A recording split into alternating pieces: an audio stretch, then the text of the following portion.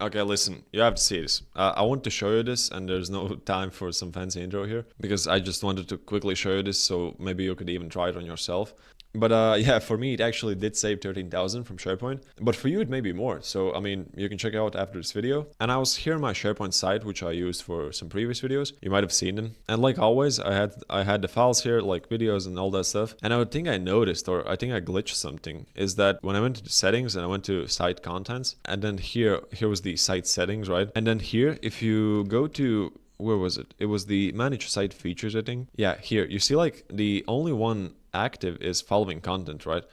I mean, if we click on deactivate and you actually deactivate this feature, and then when you actually go into like Teams, and in my Teams, when I open the only thing that I can read those files from my SharePoint, and now let me ask, like, show me the money we can save now. Like watch, it's thinking for a while now, but watch what happens when it answers. And it comes back with answer. When I actually open it, it's 13,000. April Fool, guys. April Fool, sorry. I mean, it saved us 13,000, right? Yeah, sorry. If you actually did what I showed you here, then you can go back to your SharePoint and actually activate the following content. I don't know what it does not do, but better to have it active. But okay, what is not jokes is this internal Chatbot solution, which can actually, as you saw, it retrieved images.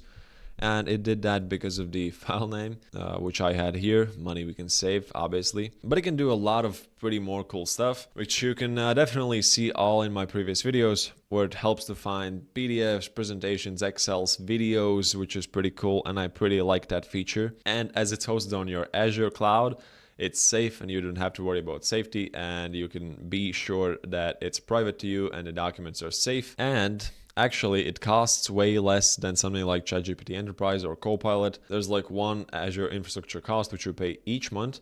But then there's the AI cost, which is variable, and you pay only for how much you use it. And I mean, if your team gets bigger, the savings also actually get bigger.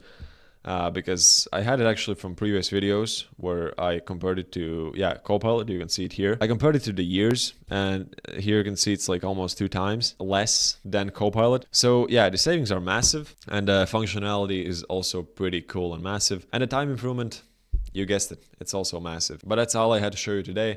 This was probably the most unproductive video I had made, but it's April Fool's. So although my next video will not be that unproductive, I actually compared the ChatGPT Enterprise plan against our custom internal chatbot, and stay tuned for that one. That will be also pretty exciting to see. But now, enjoy the 1st of April, and as always, take care, guys.